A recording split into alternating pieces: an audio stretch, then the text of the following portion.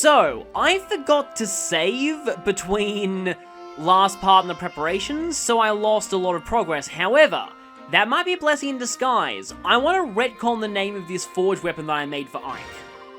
I have a much, much better name than the one that I went with before.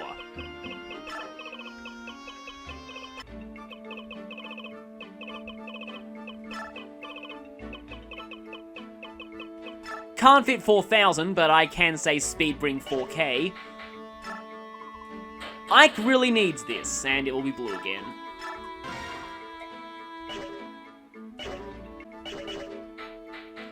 Also, I just had an idea for Jill. She's actually pretty close to hitting a C in axes, so I'm gonna go ahead and give her that for now. And I think that should be fine. So, time for one of the most tragic chapters in this game, for more reasons than one. But anyway, this map is not really that bad. We have a lot of enemies in our starting positions, but a lot of them are unpromoted chumps. There are a few halberdiers up here, though. And, enemy priests with cap resistance. Not like that's gonna help them, but at least they have a cap stat, I guess. This guy's a Lagoon Slayer, but it's not really that much of a big deal. We do have a whole lot of Wyvern Riders. And I'm going to be fighting them with a certain someone because there's actually special dialogue. Yes, generic enemies have dialogue sometimes in this game. Well, only in this case, but anyway. You want to watch out for this guy, though. This guy has Blizzard. And it does hit Jill pretty hard if you deploy her. This guy here has Elfire, and here is a Sage with a Bolongo tone. I'm sorry, I like to call it that. It's just fun. I know it's Bolga known. Yeah, I like to call it Bolongo. And then this guy has Shine and Physic. This guy has a droppable Provoke Scroll, which is kind of funny because he's a sniper like Shinnon. Your base stats are kind of better than Shinnon, actually. And let me just quickly check through everyone. I'm sure there's another droppable item. Oh, hey, look! Enemies with cap stats. Again, not like that'll really save them. Promoted enemies in this game don't come anywhere near close to having anything capped. Yeah, I talked about Shaharam before. He does drop his Tomahawk.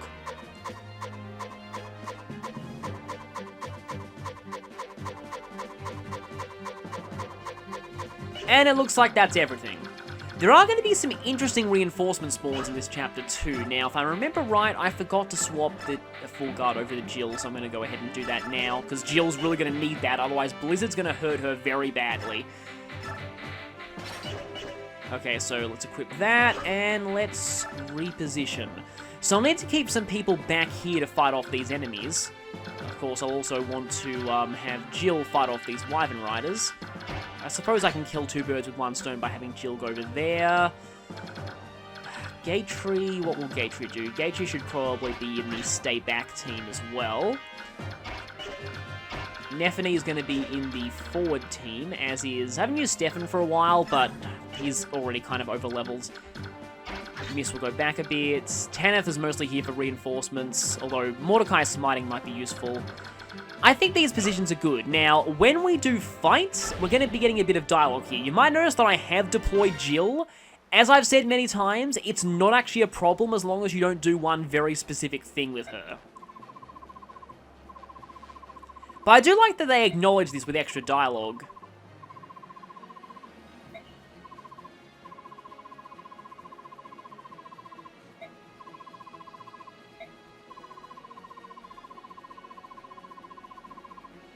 Yes, the man with the eye patch. He'll be very interesting later.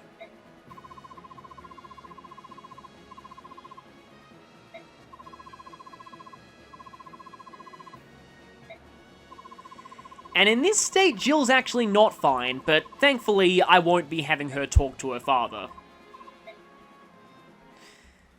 See, this is one thing that I really like about Jill. Not only does she have the amazing development of getting over her racism, but she also has something that a lot of... Okay, so let me just try and explain this better. So in many Fire Emblem games, you often recruit people from the enemy country. It's like normal. It's the kind of thing that happens a lot. They even lampshaded in Snake's codec conversations with Marth in Smash Bros. Brawl. But Jill is one of the few times they actually acknowledge what someone who you recruit from the enemy country feels like actually fighting their former countrymen. It's kind of weird they don't explore this very much in the series, but Jill is one of the few times they do, and it's really interesting. In fact, you'll be seeing it during this chapter itself. It also makes you feel really, really bad for using her, but such is the, I don't know, Fire Emblem paradox. I mean, it's the paradox of any game that involves war, really. The gameplay has to be fun, while at the same time... Anyway, not really going to get into that. People say Valkyria Chronicles has that issue, but I still enjoy Valkyria Chronicles a lot.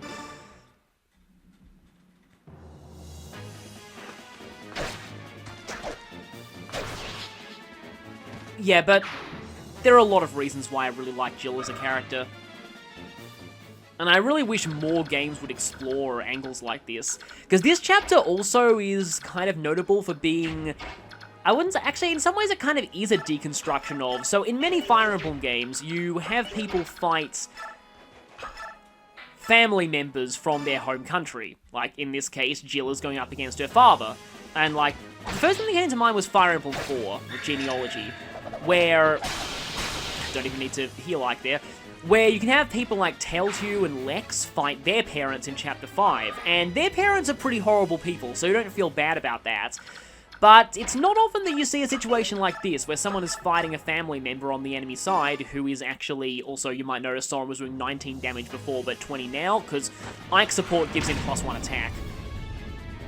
Now I want to use fire here, because Soren's actually very close to getting a C rank in fire, and I only know that because I went and recorded ahead some extra footage that I'll need for a bonus episode for this chapter. Is he gonna get it now? Not quite, but he might soon. But yeah, anyway, people will often fight their family members, and usually don't feel too bad about that, because like I said, they tend to be horrible people. But this is one of those few cases where a character is fighting a family member who is actually really genuinely nice and on the enemy side, and it deconstructs that mentality of, oh, I'm gonna have, that's not actually gonna do it, is it? That mentality of, oh, I'm gonna have this person fight their family member for the boss conversation. If you try and do that here, the game will actually punish you for it. And that right there pretty much proves that mastery skills can critical in this game, or at least some of them can.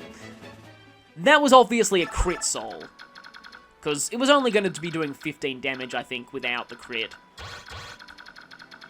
So yeah, most mastery skills can crit in this game.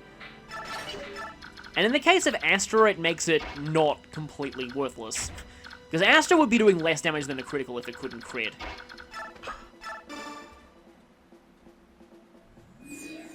Yeah, there's usually no difference in the animation when a mastery skill criticals, but I think the sound effect it makes on impact is a little bit different. And here's the Night Ring at work, they'll need to be careful of Rayson. I found out when recording footage for this chapter in advance that while Rayson tends to dodge most things in this chapter, if he gets hit once, he's gone. His base defense is ridiculously bad. Which kind of makes sense, because, you know, he's a frail Heron who doesn't like taking part in combat. I don't know whether I should summon the Holy Guard now or not. Maybe I should, just, you know, for the luring ability.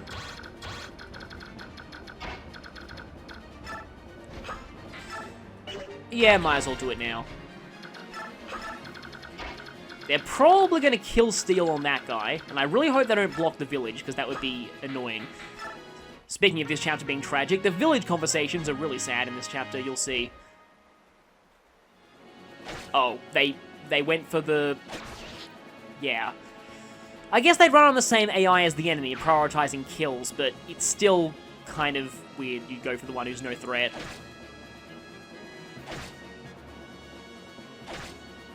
And that just goes to show how pathetic promoted enemies are in this game. Meanwhile, conversation.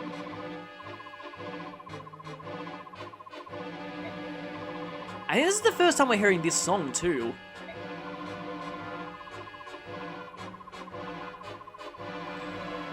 This is what they meant earlier by saying they'd ruin this region and lose all the appeal of the citizens. And the train was like, I don't care.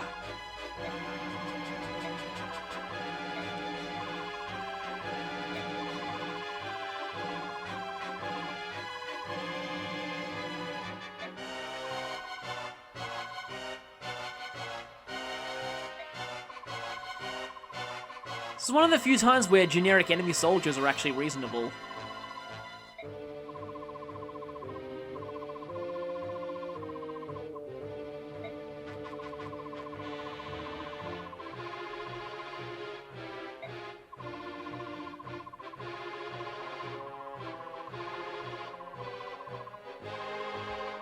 And the generic soldiers are only fighting because their families are in danger too. I feel like this is one of the few Camus archetype situations in the series that's actually done right.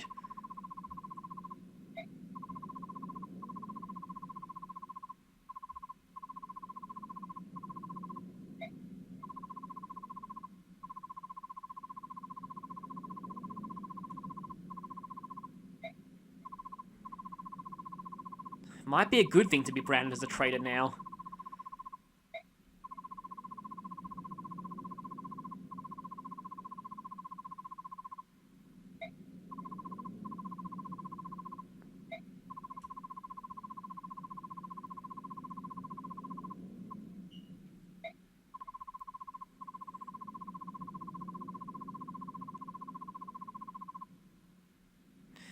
It was kind of a case of lesser of two evils at the time.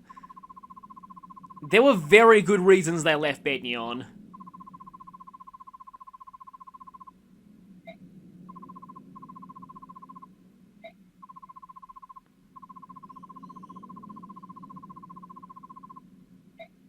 Don't worry, I'm not going to have her fight you. That would just be too cruel. And Hazelline's a little ironic here, considering what I did. And this is pretty much... This is absolute vital gameplay hints right there. The game pretty much tells you, don't have Jill talk to her father. It's not going to end well.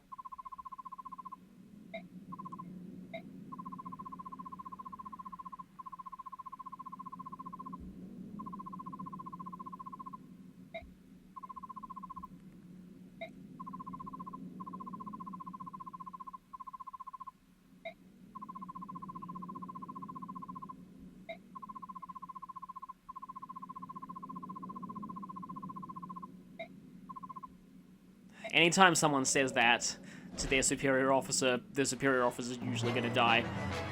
But this is just a really sad chapter all around. It doesn't come with tragic music like, let's say, Awakening Chapter 10, but to be honest, I actually feel this is almost on par with Awakening Chapter 10. It's quite similar in a lot of ways, I just realized. Most of the enemies here don't really want to do what they're doing, and they're only doing it because if they don't follow orders, their families will be killed.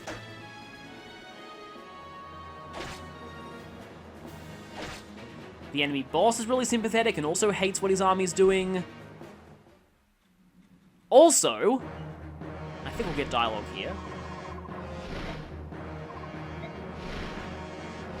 The generic Wyvern Riders that you can fight in this chapter have special conversations with Jill. It kind of happens randomly, not all of them do, and it's never specific Wyvern Riders who do it. It's just like... Okay, we might get another one here. I think they happen in order.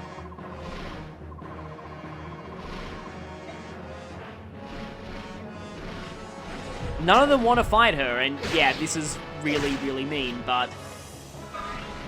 For now, I'm just gonna do this. I'm not gonna have her fight her father, don't worry. That would just be way too cruel. But she does do a decent job of clearing out the Wyvern Riders.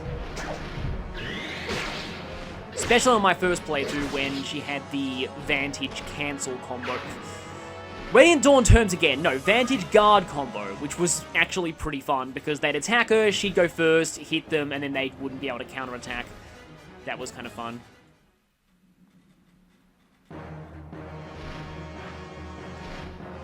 I don't know how well you're going to do here.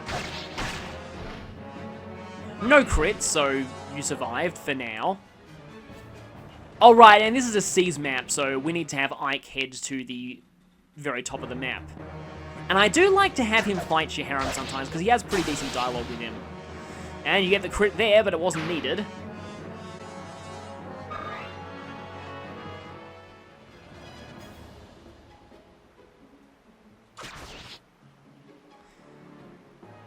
Guess that guy got his revenge. The reason why I was saying that promoted enemies in this game are pathetic is because they were getting doubled by unpromoted NPCs. That is a lot of Wyvern Riders. I pretty much want all of you to go down on the enemy phase, so let's see how this will work. I didn't want to use Zenobia because it doesn't actually have that many uses, and forged hand axes are pretty valuable. Then again, I can easily make another one. We've got gold to spare after all. And that's why cancel is cool. Again, it's called cancel in Japanese, and it's called cancel in Radiant Dawn, so if you're wondering why I keep calling it cancel, that's why. I kind of would rather have these people fight than visit that village, but I may have to visit the village at the moment. Okay, I can finish you off. Then I guess I can have Titania visit the village. Because the village conversations also really guilt-trip you, and not in a funny way like that one in Nephilia's paralogue.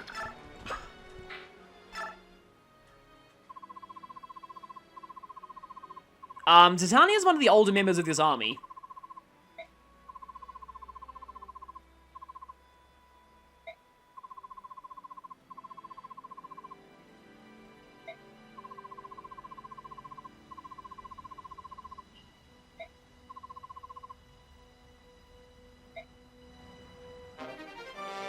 And for that we get the Smite Scroll, which is actually pretty valuable. You don't want to sell that. Smite is a really useful skill to have. Yeah, I think I'll send you down here. Speaking of ages, I guess I can just point out that a lot of people seem to agree with me. I didn't actually fully say this earlier, but I feel like Tanith is way too young for the position she's in. According to the art book, she's only supposed to be 24-ish, which seems really young for how she looks and her senior position. There's a few characters later on who I also feel are much younger than I thought they'd be, but I'll talk about them later. Most of the ages I think are pretty accurate. Like, I think Titania being around 30 is about right, but... And Grail, I think, was in his... Because obviously I haven't shown Grail's art book profile because he's not playable. But I did translate his. I think he's like around 46, supposed to be. And Volk being older makes sense as well, but... There's that fire level up, so now you can actually use Meteor, and that will be helpful going into Chapter 22. Bo Pally.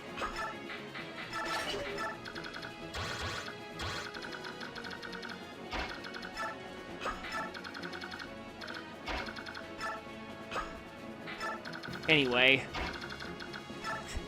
although talk of weird ages not adding up reminds me of, there was a developer note or something that was mentioning, I think it was Ricard from Shadow Dragon. It listed him as like being 35 or something, which was probably a mistake. I don't think he's officially meant to be that old.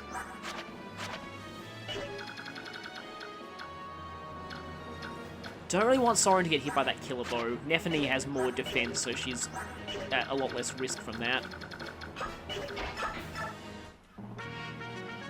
And like I said at the start of this chapter, or at least in the previous part, this map is timed, but the time limit is rarely going to be a factor. 20 turns is just way too much for this. I don't know if on Maniac you have less time or not. Yes, speaking of Maniac, one thing that I should mention is I have seen some videos of Maniac mode chapters, and my first reaction when looking at that was, holy crap, that's a lot of enemies. Oh right, yeah, you're getting physicked, aren't you? But really, Maniac mode looks like a bad ROM hack to me. Like one of those ROM hacks that's just trying to add difficulty for difficulty's sake, and they're like, oh yeah, the best way to make this harder is just to spam enemies everywhere.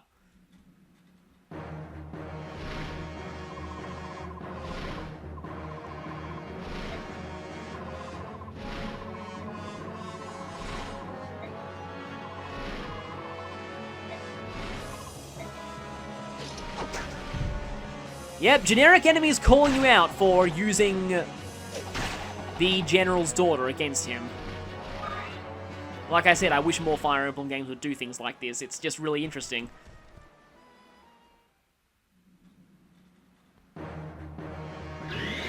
That's what I was kind of expecting you to do. And no crit from you. A lot of people seem to like the generic Paladin look as well. They do look pretty cool in this game. I wonder if this is my... I mean, I like how GBA Paladins look as well. Not really sure I like how... I mean, Awakening Paladins are okay, but I probably prefer the ones here.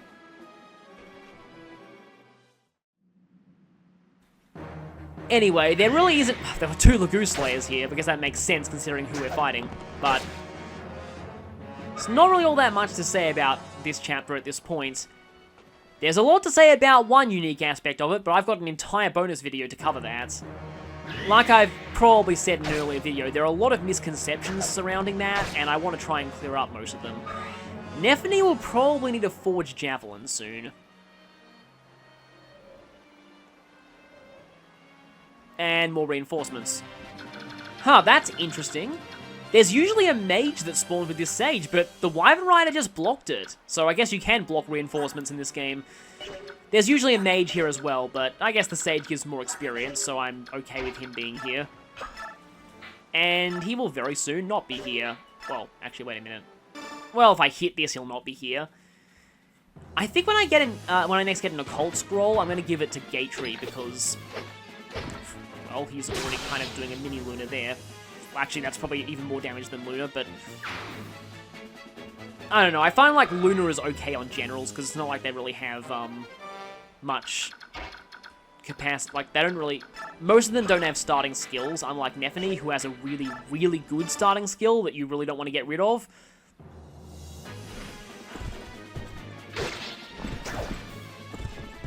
Of course, now that Titania is actually using a killer weapon, she's not critting.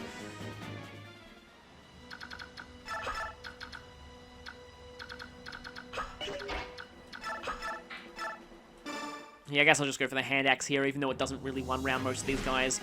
Jill's actually activating Adept a lot less than she did in my early recordings of this chapter for the bonus footage, which is kind of weird, but then again, it's always a thing that you tend to get better luck off camera.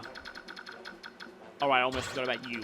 You're going to go down to the to my reinforcements, so it doesn't really matter that much. I think I either need Rayson or I need to shove Ike a little bit. And I don't really need to use fire much more, because it's not like any of the fire tomes above C rank are really worth it.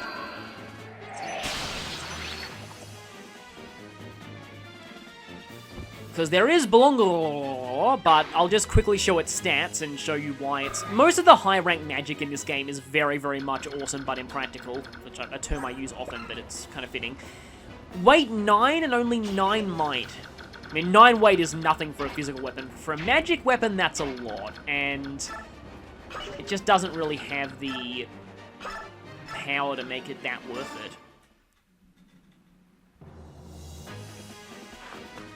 I mean, it's definitely better than Tornado, but not by much. At least Thoron has the crit rate going for it. Yes, Thoron is in this game.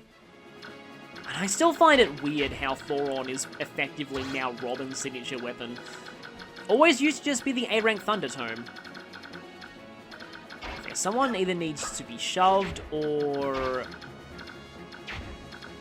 Well, Ike has to be shoved twice in order to get in range of anything. I'm probably going to need to use Rayson.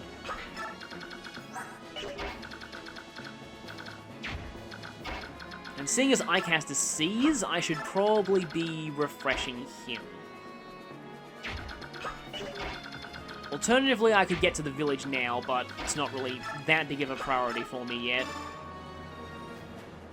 Suddenly just realized that there is Blizzard here, but people pointed out to me in the last part that I really shouldn't have been worried about long-range tomes against Rayson because his resistance is so high, which is understandable. Just going to use the longsword just because. I guess fun fact, so I've already mentioned before how Ike's personal weapon was originally going to be the longsword.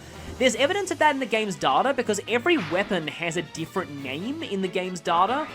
Well, every weapon has its own name in the game's internal data, and they're written in English even in the Japanese version. Some of them are based on their Japanese names, but others have names that don't even correspond to what they are in Japanese. And some of them have interesting hints at development history, like for example, the Regal Sword is referred to in the game's data as Longsword, which is yet more evidence that the Longsword was planned to be Ike's personal weapon. And there are some other interesting ones, like the Lagoo's bow, I think, is called Short Bow internally, just like the Short Bow from the GBA games, and it even looks like it too, so that makes sense. Maybe it originally started out as that, and then they decided to make it a Lagoo's effective weapon. And there are also some things that have very weird internal names, like, oh yeah, this is a funny thing that these Wyvern Riders can do. They can steal Shaharam's elixir, which is pretty dumb. But at least they're not stealing your elixirs. I'll get to that in Radiant Dawn, trust me. And he is higher ranked light magic. Oh no, you did so much damage, I'm so scared. Light isn't much better in Radiant Dawn, honestly. Even though it did get added into the weapon triangle, but the thing that its weapon triangle effective against is something that you see very rarely. I think you literally fight enemies with this weapon type like twice in the game or something like that. They're a lot like Pegasus Knights in this game. But yeah, what I was saying about internal names in the game's code. Oh, hi. I have the full guard, that's fine. The ultimate lance in this game is referred to internally as Zanzifut, which kind of makes sense given its Japanese name is German, but it's still kind of weird. Oh yeah, and that's actually something that's really interesting too, but I think I'm getting a little bit ahead of myself here. So there are S-ranked spells in this game, but most of them aren't obtainable. The interesting thing is that even though their names are Rexcalibur, Rexflame, and Rexbolt, their internal names in the game's code are, I believe they are, yeah, they're Fimbulvita, which was a, the name of the high-ranking animatome in the GBA games. Mjolnir, and what was the fire one called again? It was definitely something mythology-related. But I know that that Rexbolt's internal name is Mjolnir, which is interesting because Mjolnir didn't officially get localized as that until Awakening. It was called Thorhammer in Japanese. But apparently the spell that's Mjolnir in Fates is actually Mjolnir even in the Japanese version, so that's an interesting fact.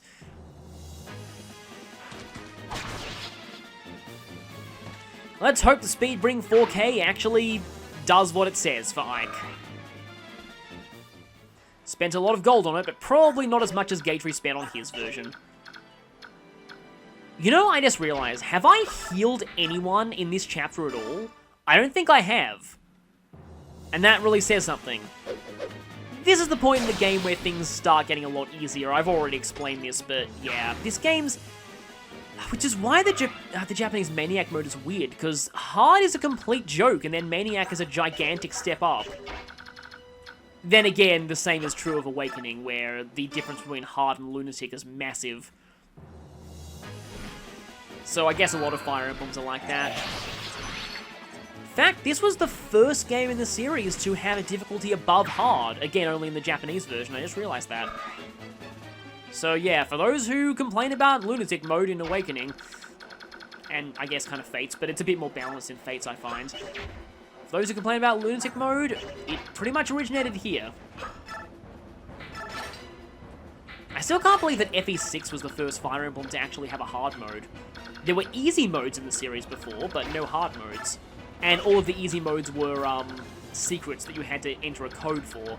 And all they really did was give you more experience. Ironically, like easy mode in this game. Which only exists in the American, well, not the American, in the English version. This is just something that, okay, I really hope I don't offend anyone by saying this, but it used to really bug me when people would refer to the English version of a game as the American version. Because, you know, I didn't grow up in America. And here's another one of these guilt trip village conversations.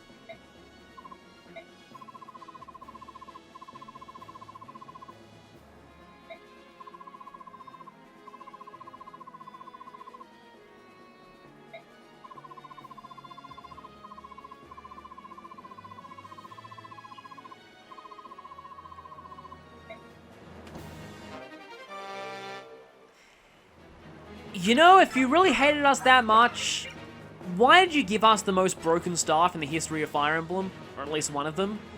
So yeah, there's the rescue staff. I should mention the warp staff is not in this game, even though the Black Knight goes on about his warp powder. The warp staff isn't in this game, only rescue, and rescue is still basically the same thing as warp. Rescue, I find, is one of the biggest cases of not the intended use in all of gaming, because clearly based on its name, it was meant to be used to, you know, rescue people, get them out of trouble. But what it's actually used for in practice is to have someone with high movement run up to, like, just charge forward and have rescue teleport your most powerful fighter halfway across the map, or even all the way across the map.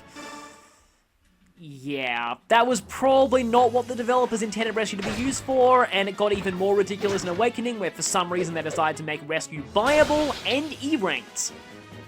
Don't know why they did either of those, but, I mean, buyable's fine. I mean, pretty much everything is buyable in Awakening, but making it E-ranked was insane, though. It's just, why would you do that? Why would you make Rescue E-ranked? That's just begging people to break the game. Wow, I'm seriously killing you with just a hand axe. I mean, I'll probably miss one of these, but still. I like how we can see the castle there.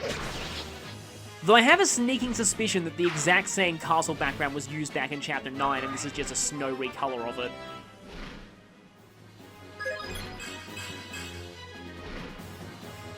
That's kind of weird. Would appreciate a little bit more speed, but at least your defense is nice. And there's Provoke. Still not really sure who I'm going to give that to. Jill doesn't even have the space. Titania doesn't have the space. I like giving it to Gatry sometimes, but that does reduce your offensive capabilities quite a lot, because obviously Gatry doesn't double things often, so when things are attacking Gatry, they usually don't die on the enemy phase. I would do that, but I'm a little bit worried about Stefan, because Stefan tends to not take long-range tomes very well. You know, I should probably order them to halt now. They're going to be stealing my experience otherwise. And yeah, talking about enemies as experience, right, after we got that guilt trip village conversation.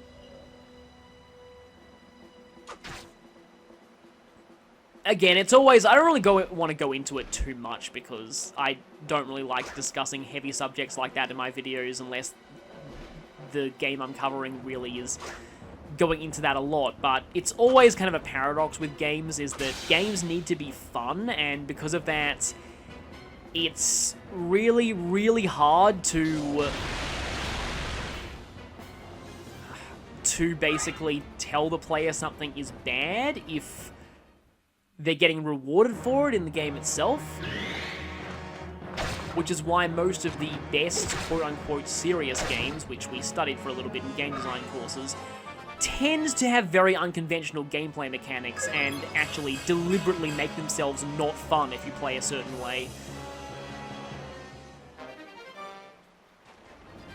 And in the way that works, it means that the game's making a good point, but it's also not a fun game to play, which is an issue that I heard a lot of people had with Special Ops: The Line. Yeah, there are a lot of reinforcements here that just kind of spawn out of houses, and that makes me wonder if these are actually just people's families being forced into the fight. In which case, yeah. I just realized, though, there are some ways you can still make the gameplay fun while also not creating mood whiplash with your morals. Like, for example, the chapter 15.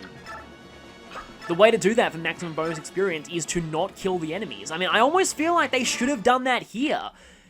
They actually did do that with a chapter in Radiant Dawn as well. They made it so that every enemy that survives is worth bonus experience in one of them.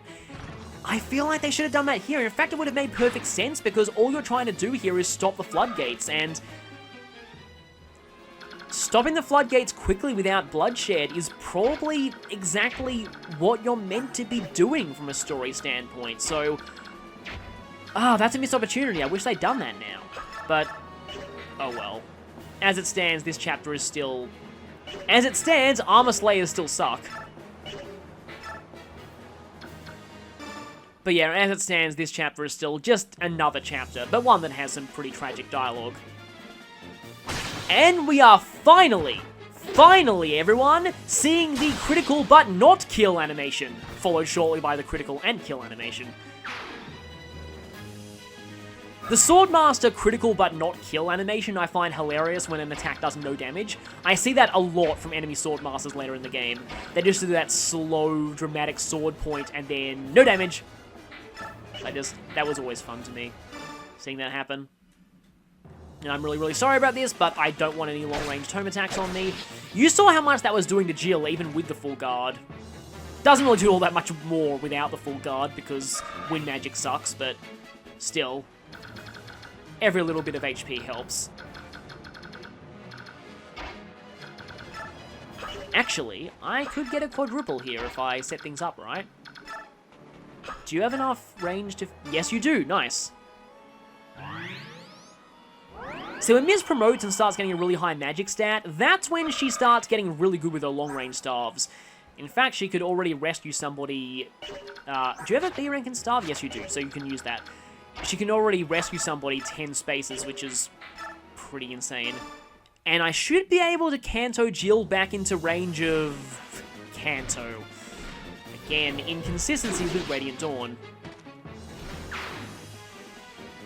Speaking of which, I'm really looking forward to playing through Radiant Dawn, well, not only, because there are a lot of reasons I'm looking forward to playing through Radiant Dawn, but one of the reasons why I am looking forward to it is that the PAL version actually fixed a lot of the naming consistencies with Path of Radiance. For some reason, the American localization of Radiant Dawn, they kind of rushed some things, and a lot of names were inconsistent with their Path of Radiance counterparts, but not so in the PAL version.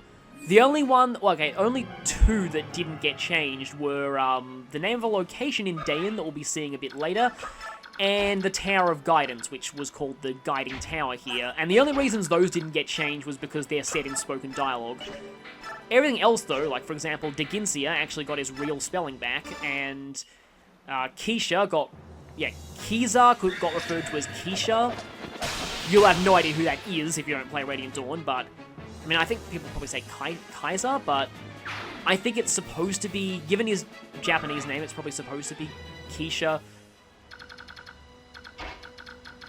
And yes, that character was mentioned in Path of Radiance. We'll get to that in a few chapters, well, not a few chapters, we'll actually get to that in a long time. But it isn't a support that I plan on showing. What other inconsistencies got fixed? None of those were the main ones.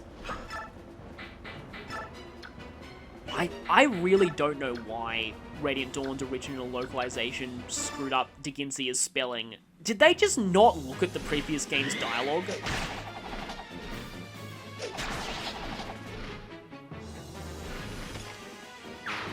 Unless it was a different group that did it. I actually don't know who did Path of Radiance and Radiant Dawn's localization. All I know about some of the earlier ones was that Alexander O. Smith did, he did Blazing Sword. I don't know if he did Sacred Stones, but I know he did Blazing Sword. And Alexander O. Smith is generally considered an extremely good localizer, because he also did the first Ace Attorney game.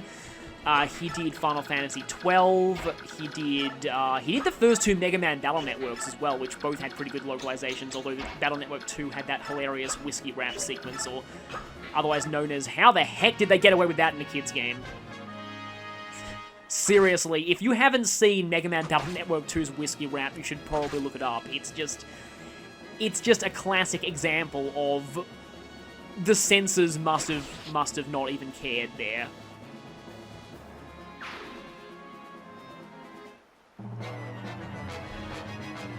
There's actually a case of someone saying damn it to hell in that game as well, despite it being a kid's game, which is kind of silly. And then Battle Network 4 happened, and it had one of the... Yeah, Battle Network 4's translation was just, Anyway. Just Google what a polite young man she was, and you'll see the hilarity that is Battle Network 4's translation. I wouldn't be surprised if that was Google translated, honestly. That whole game was. And yeah, I'm going on tangents here, even though I probably shouldn't, but... Anyway, we're almost done with this chapter. And as much as I'd like Ike to fight Shiharam, he doesn't really need the experience all that much. I could, though. Can't quite get Rayson into range to chant for Ike. I'm going to need to catch up Gatry with a little bit of bonus experience next chapter. And now Jill's going to finish off what remains of her old... Oh, she can use the Killer Axe now. Nice. Actually, speaking of which, something that I want to show off here, and it's something that's also really tragic. I also need to make sure that I don't accidentally press the talk button, because it's right at the top of the menu, and if you mash A, that's really bad. But let me just show you something. So, Jill, Killer Axe versus this guy. 37 crit rate. Let's see what happens if she's standing next... Don't... Okay, my heart skipped a beat. I almost had to restart this chapter. Oh, it's still 37. Okay. That's weird. I could have sworn that Jill had a bond support with her father. And bond supports do work even if you're on opposite sides. But seems like it didn't there. That's kind of strange. Okay, that'll do it. I guess here's one of those times the game wants you to use knife sages. But even then, a powerful forged tome. Also, here is Belong. It looks very cool, but it's not great. Though, if I remember how it looked correctly in FE4, it looked amazing in that game. In that one, it like exploded a volcano right under them. Yeah, I'm pretty sure I'm remembering it correctly there. Yeah, for a Super NES game, FE4 had some really good animations.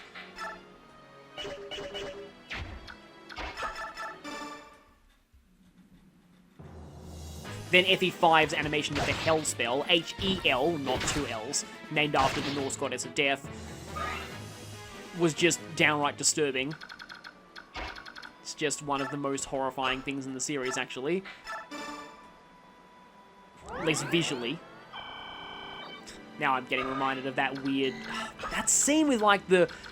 Oh, this is Doomer's power, zombie hands from Echoes that was just... I didn't particularly care for that scene, only because it didn't really serve much of a purpose. Alm just had a Deus Ex Machina item that instantly got rid of the zombie hands, and that was it. That was never mentioned again.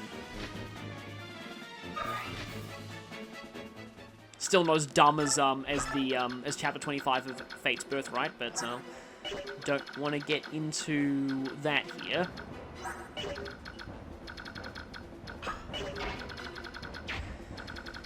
Yeah, sue me, but I actually dislike Birthright's plot more than Conquest.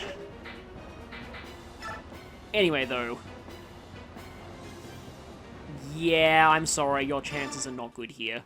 I'm doing this mostly for the conversation. And I wish he got a different battle theme, too. He just gets the normal... I mean, this boss theme is very good. It's one of the best generic boss themes in the series, but it's still... I still wish he got a different boss theme.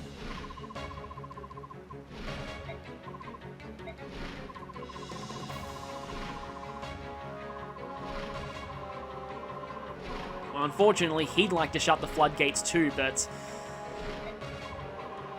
he can't do that. And he said exactly what I said.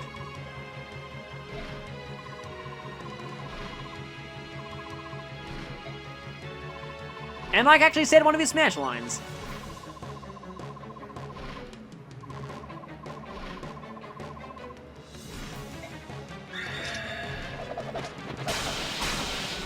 I thought that would happen. I'm so sorry.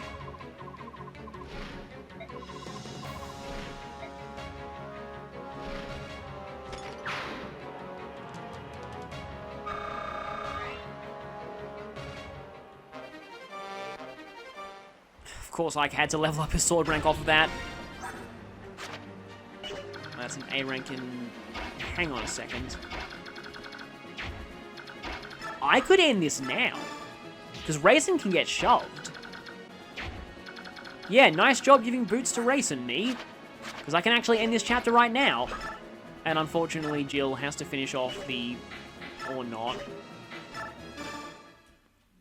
But let's hope she does, because that'll clear out all the enemies, even though I really don't want to.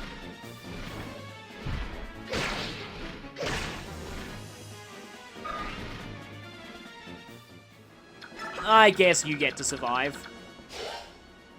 You are actually the last enemy left.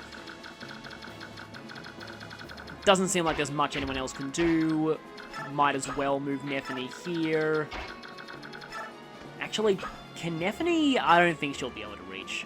Yeah, no, because the squares don't really... Yeah, that's a mountain there, and only flyers will be able to... Oh, and that's completely blocked by a tree regardless. So, yeah. Time to close the floodgates and end this. Of course we get the bittersweet victory theme from this chapter.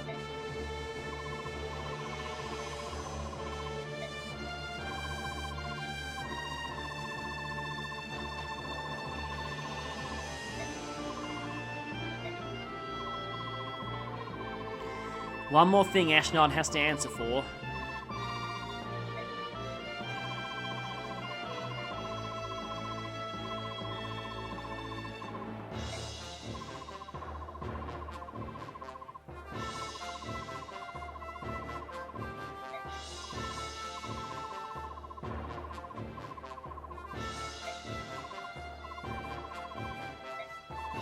They're just civilians. It's not like they're part of the enemy army.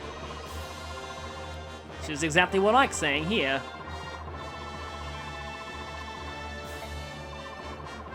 Also, we have way more than enough gold we know what to do with. Might as well spend some of it here.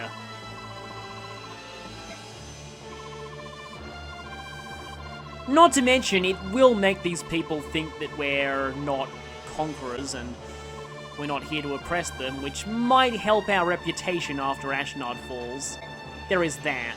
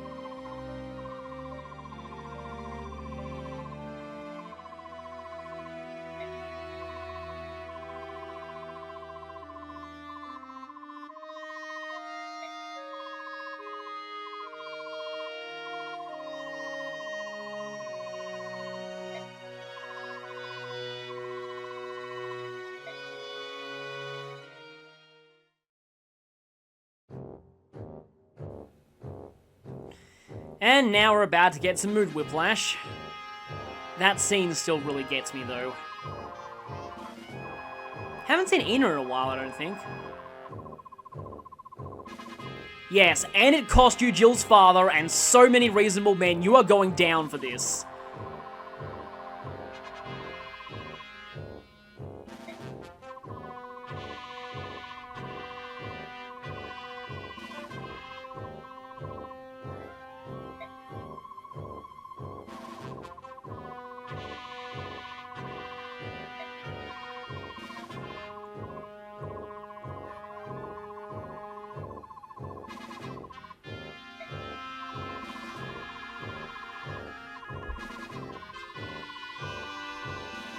It's a little early to be facing him, I think.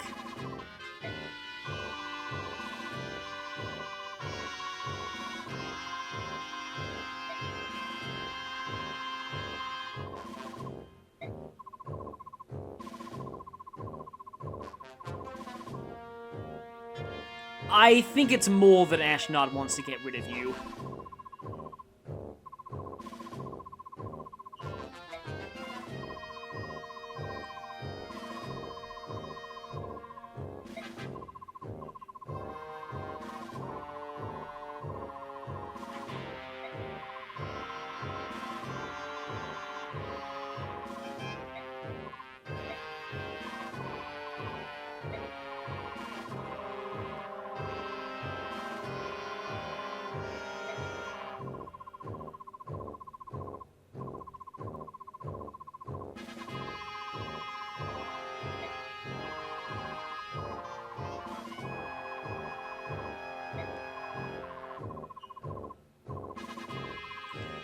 Yeah, I highly doubt anyone would question this guy's loyalty to his face. He's just too strong.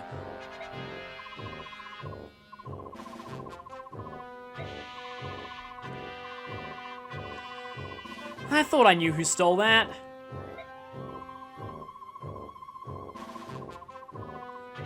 Well, if Ina has it, and we're going to be fighting Ina next, that cuts out a lot of the work.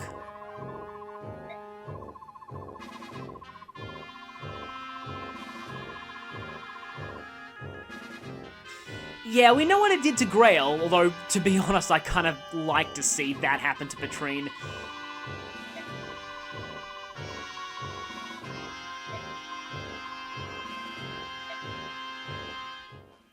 And more mysteriousness.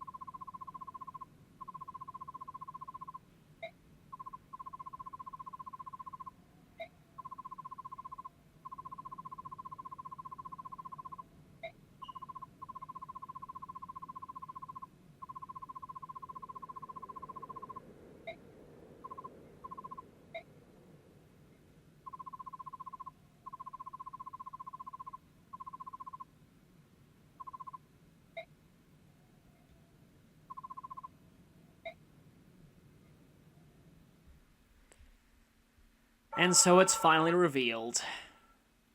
I think we all saw that coming. But what is his actual agenda?